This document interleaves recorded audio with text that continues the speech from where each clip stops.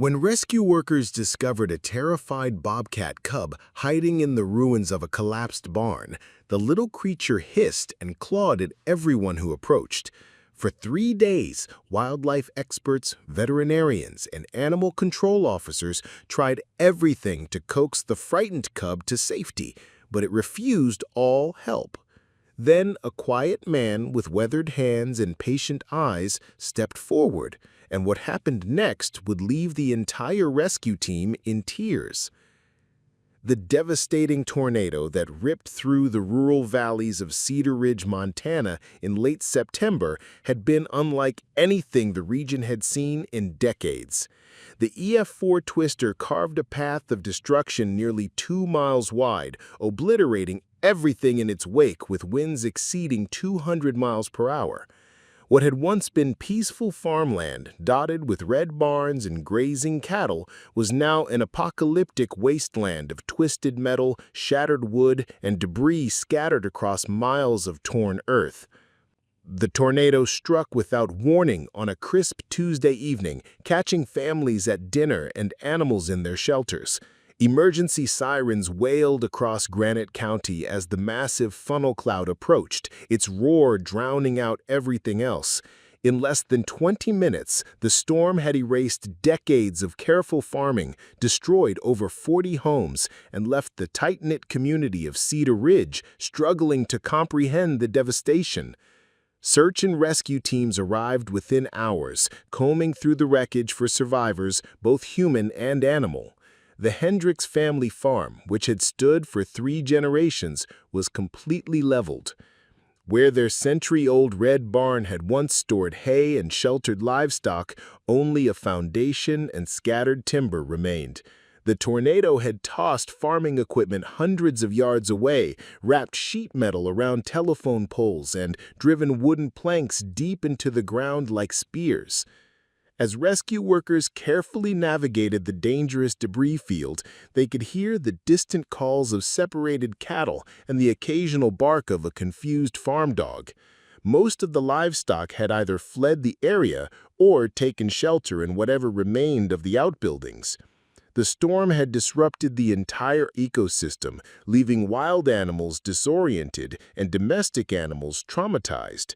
Heavy machinery worked around the clock to clear blocked roads, while volunteers distributed food and water to displaced families. The acrid smell of destruction hung thick in the air, mixed with the earthy scent of upturned soil and the lingering moisture from the storm system that had spawned the twister.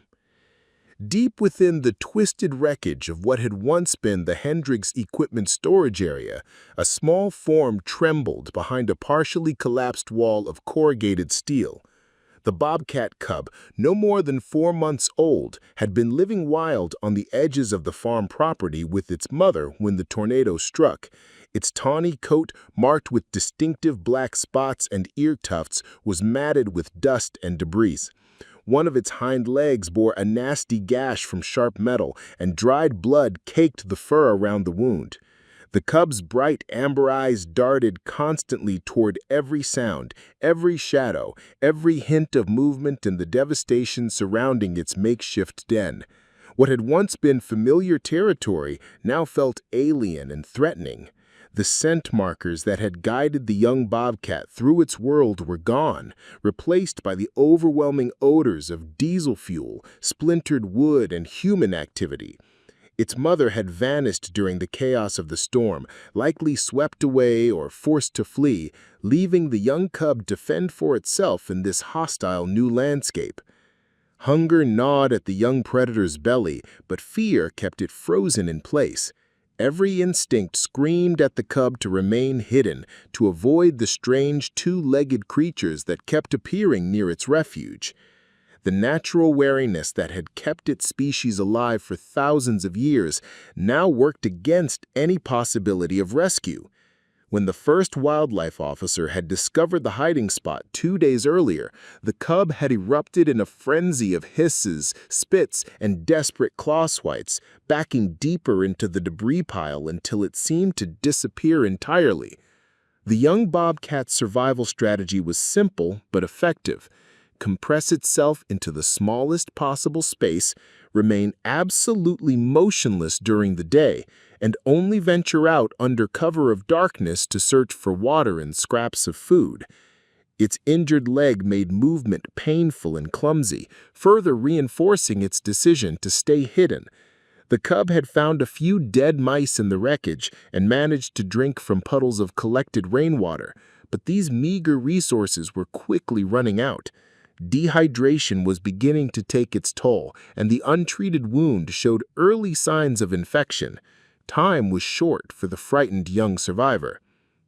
On the fourth day after the tornado, Sarah Chen, a wildlife biologist from the Montana Department of Fish, Wildlife and Parks, received an urgent call about the trapped bobcat cub. Local volunteers had spotted the animal multiple times but couldn't get close enough to assess its condition properly.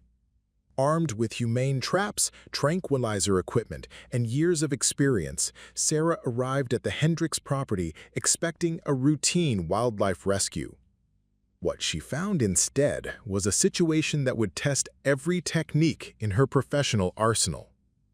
Preparing and narrating this type of story took us long efforts and hard work, so if you are enjoying the story, please consider subscribing to our channel. The cub's hideout was a precarious maze of fallen beams, twisted metal sheets, and chunks of concrete foundation. Getting to the animal would require careful navigation through unstable debris, while any sudden movement could cause the entire structure to shift dangerously. Through a gap in the wreckage, Sarah could see the young bobcat pressed against the farthest corner, its small body barely visible in the shadows. Even from a distance, she could tell the animal was in serious distress. Its breathing appeared labored, and the injured leg was clearly causing significant pain. Sarah's first attempt involved placing a baited trap at the entrance to the cub's refuge. She used fresh chicken and fish, foods that should have been irresistible to a starving wild predator. For hours, she waited at a respectful distance, watching through binoculars as the cub occasionally lifted its head to sniff the air. The tantalizing aroma clearly registered, but fear outweighed hunger. The young bobcat would creep slightly forward, then immediately retreat at the slightest sound or movement. When the trap approach failed, Sarah called in Dr. Marcus Webb, a veterinarian specializing in wild animal trauma. Together, they attempted to use a long-handled net to safely capture the cub, but their coordinated effort only resulted in more desperate hissing and a dangerous retreat deeper into the unstable debris pile. The animal's terror was so intense that it seemed willing to risk further injury rather than accept human intervention. Word spread quickly through the tight-knit community about the trapped bobcat cub. Local animal control officers, experienced ranchers, and even a team from the nearby Wildlife Rehabilitation Center all tried their hand at the rescue. Each attempt followed the same pattern: initial hope, careful planning, and ultimate failure as the cub's primal fear overwhelmed any possibility of trust or cooperation. By the afternoon of the fifth day, a small crowd had gathered around the rescue site. News of the stubborn bobcat cub had spread throughout Cedar Ridge, and locals stopped by between their own cleanup efforts to check on the situation. Among them was Jack Morrison, a 52-year-old Army veteran who had recently moved to the area seeking the quiet peace of rural Montana after 3 tours in Afghanistan. His weathered face bore the kind of lines that came from years of scanning horizons for danger, and his hands carried the steady calm of someone who had learned to move slowly in situations where panic meant death. Jack had been helping clear debris from a neighbor's property when he overheard Sarah Chen explaining to a group of volunteers that they might need to consider more aggressive intervention methods. The cub's condition was deteriorating rapidly, and conventional rescue techniques had reached their limits. Something in the wildlife biologist's frustrated tone made Jack pause his work and walk over to observe the situation for himself. Unlike the previous rescuers who had approached with equipment, tools, and urgent energy, Jack simply sat down on a piece of fallen timber about 15 feet from the debris pile. He made no sudden movements, carried no nets or traps, and spoke in barely audible whispers to himself rather than to the animal. The other rescuers watched with skepticism as this quiet stranger seemed to do absolutely nothing productive. For nearly an hour, Jack remained perfectly still, occasionally murmuring soft, meaningless sounds that seemed to flow naturally from somewhere deep in his chest. His breathing was so controlled and rhythmic that it appeared almost meditative. When the wind shifted and carried his scent toward the cub's hiding place, something remarkable happened that no one present would ever forget. The small amber eyes that had remained fixed in a permanent state of terror suddenly shifted. The ears, which had been flattened defensively against its skull for days, twitched forward with cautious curiosity. For the first time since the tornado, the young bobcat took a voluntary step toward a human being instead of away. Sarah Chen felt her breath catch in her throat. She witnessed behavior that defied everything she knew about wild animal psychology and trauma response. What happened next would forever change how the rescue team understood the connection between trauma and healing. Jack continued his patient vigil, but now he began to make the softest possible sounds, barely above a whisper. Not words, but gentle humming, almost like a lullaby his grandmother had once sung to calm him during childhood thunderstorms. The melody drifted across the space between man and animal, carrying with it something that transcended species boundaries. The bobcat cub's head tilted slightly, its injured body shifting just enough to get a better view of this strange human who neither pursued nor demanded anything. Jack's eyes remained downcast, avoiding direct eye contact that might be perceived as threatening. His hands rested open and empty on his knees, palms upward in a gesture of complete vulnerability. Every movement was deliberate, telegraphed well in advance, giving the frightened animal time to process and decide rather than react in panic. After another hour of this peculiar standoff, Jack slowly reached into his jacket pocket and withdrew something that made Sarah Chen's eyes widen in surprise. It wasn't food or bait, but a small piece of cloth, a faded military dog tag, and what appeared to be a worn photograph. He placed these personal items on the ground between himself and the debris pile, then resumed his patient waiting. The cub's behavior shifted again, this time more dramatically. It began to emerge from the deepest part of its hiding place, favoring its injured leg but moving with purpose rather than fear. The young animal's nose worked constantly, processing the complex mixture of scents that surrounded this unusual human.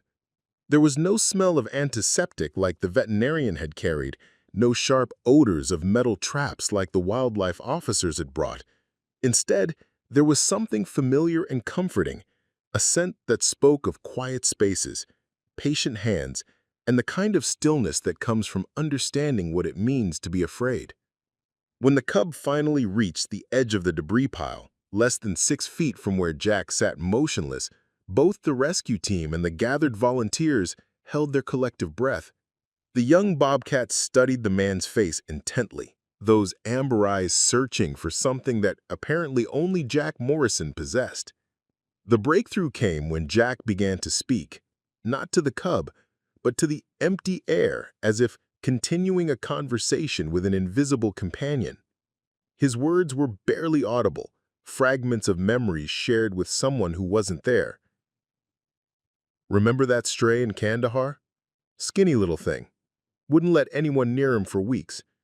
You said patience was the only currency that mattered with broken things.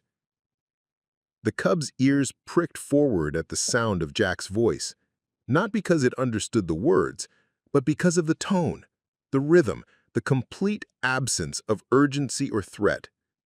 This human spoke the way wounded creatures recognize safety, in soft murmurs that promised no sudden movements, no forced interactions, no demands for immediate trust. Jack slowly extended one weathered hand, palm down, and placed it flat on the ground halfway between himself and the cub. Then he did something that astonished everyone watching. He closed his eyes and began to breathe in a pattern that seemed to synchronize with the young animal's own rapid heartbeat. Somehow, through years of learning to calm his own trauma-induced hypervigilance, Jack had developed an intuitive understanding of how fear lived in a body and how stillness could slowly convince it to leave. The Bobcat Cub took its first tentative step onto clear ground in 5 days. Its injured leg trembled with the effort, but something deeper than instinct was now driving its movement. When it reached Jack's outstretched hand, it paused for a long moment before gingerly touching its small black nose to his fingertips. The contact lasted only seconds, but it might as well have been a signed treaty. Over the next 2 hours, Jack maintained his position while the cub gradually explored the space around him. When the young animal finally collapsed from exhaustion just 3 feet from where Jack sat motionless, Jack removed his jacket and placed it near the cub without making contact.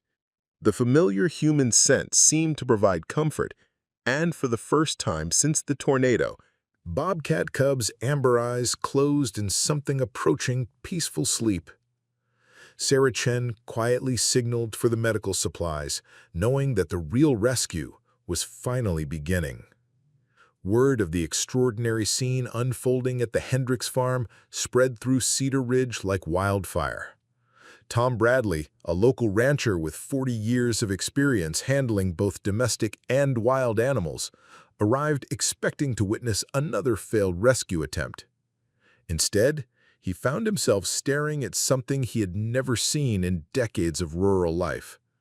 The Bobcat Cub, now resting peacefully near Jack's jacket, would occasionally open its eyes to check on the veteran's location before settling back into its first real sleep since the disaster.